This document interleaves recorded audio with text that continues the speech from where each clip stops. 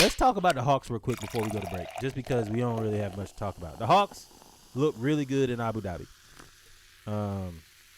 Person that we saw what we needed to see against against the Bucks. First game, we saw Trae Young and DeJounte Murray and John Collins look like they had been practicing together and they were on the same page. Second game, DeAndre Hunter had 21 points in 21 minutes, and a lot of it was mid-range and wide open threes. And whenever they put somebody, whatever the mismatch was, he figured it out. So if it was somebody that was too small to guard him, like George Hill or somebody like that, he put him in the post. Or if it's Connaughton, he was very decisive about his moves.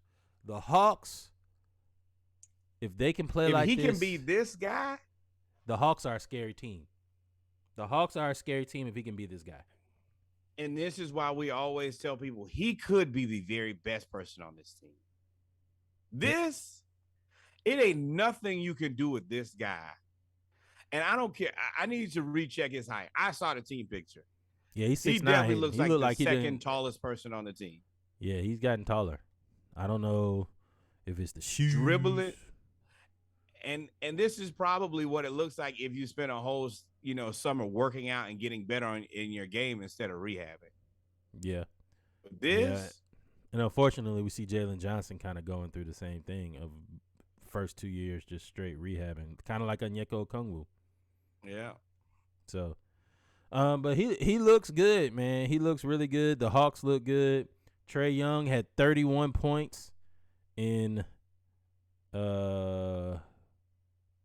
had 31 points on a 7 of 9 3-pointers and 11 of 15 field goals total in 20 minutes. So now, one thing I will definitely say about Trae Young is he is a showman. He is going to put on a show. And the NBA did the right thing sending him to Abu Dhabi. Atlanta's going to be we're going to be on TV this year a lot. But go ahead, finish your point. He's a showman. He knows how to entertain the crowd. He did a great job of crowd entertainment. He was interacting with the crowd, all of that, which was great. And he's off the ball a lot more than I kind of expected so far. That is going to be interesting as the season progresses. Well, that's what they said, though. Even when because DeJounte Murray didn't play the second game. So even the second game, they put him off the ball with Aaron Holiday, which was interesting, is what I saw. Now, when he was cooking, they just gave him the ball at the top of the key and said, you figure it out from there. Oh, that's always been my thing with Trae. When it's your turn to cook, bro, cut the oven on 400, put it on broil. Let it torch him. I have no issue with that. But my thing is, when it's not your turn, let somebody else have their turn. And I think that he respects DeJounte enough to do that. And DeJounte does look like a better facility. Trae looks like the more talented passer. DeJounte seems like he understands the game a little more, especially when it comes to getting your other teammates involved. And I in hindsight, I understand because I had some of the same issues with Kevin Huerter.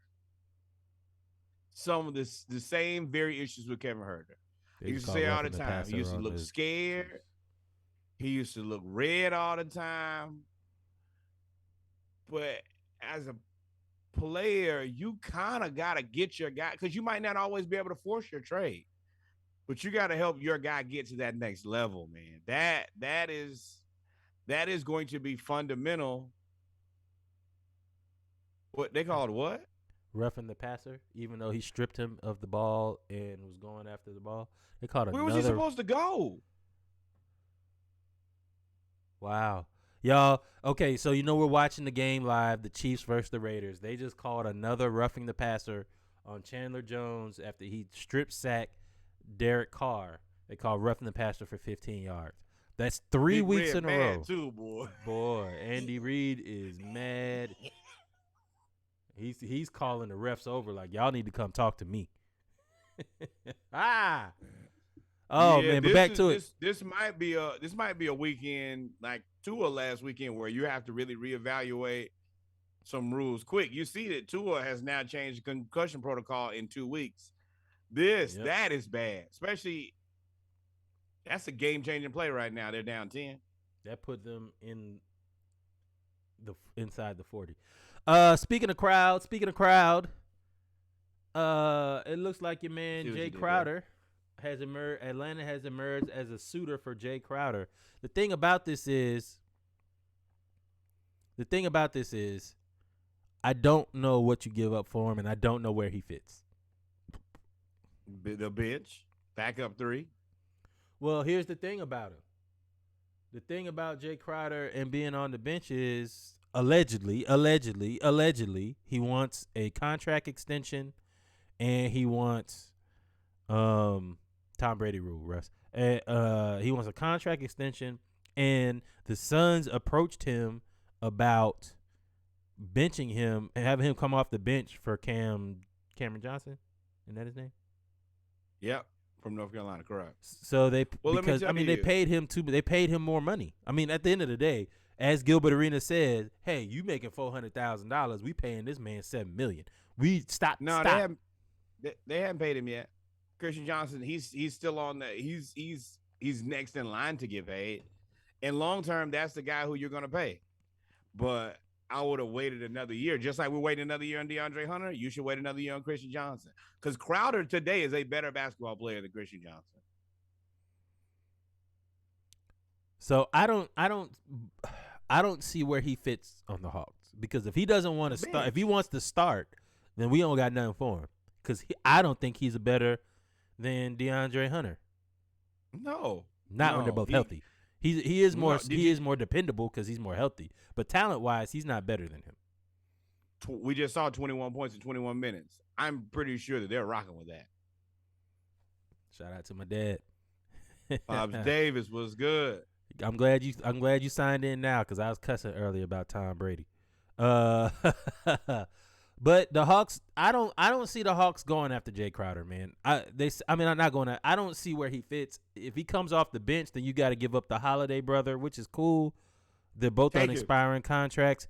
I could see him maybe coming off the bench, but I need him to be okay with coming off the bench because you are not about to be a starter in this 5 when you got the Trae Young, DeJounte Murray, DeAndre Hunter, John Collins, and Clint Capella. Everybody has a defined role.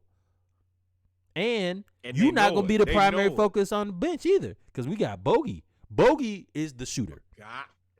Bogey is the shooter. AJ Griffin is the shooter. Although everything about Nate tells us that he's going to go to the G. But still, you got to think. You got to come with the 5. You got to put Jalen Johnson at the 4. He's really the only guy who can play that. The 3 is where he fits. But you also have, I guess you have,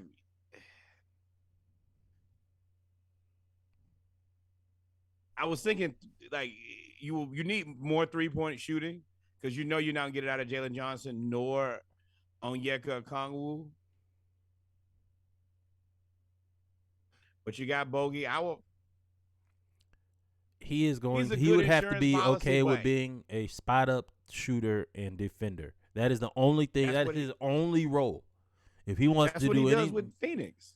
If he wants to do any, but he starts. I'm talking about off the bench.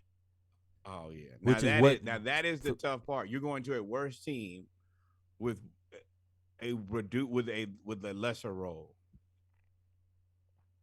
Quietly as kept, Phoenix is in a lot of trouble over there. I've been telling y'all that. But with that being said, ladies and gentlemen, we come to the end of the Hawks dream segment as well as the Falcons segment. Nobody likes Tom Brady.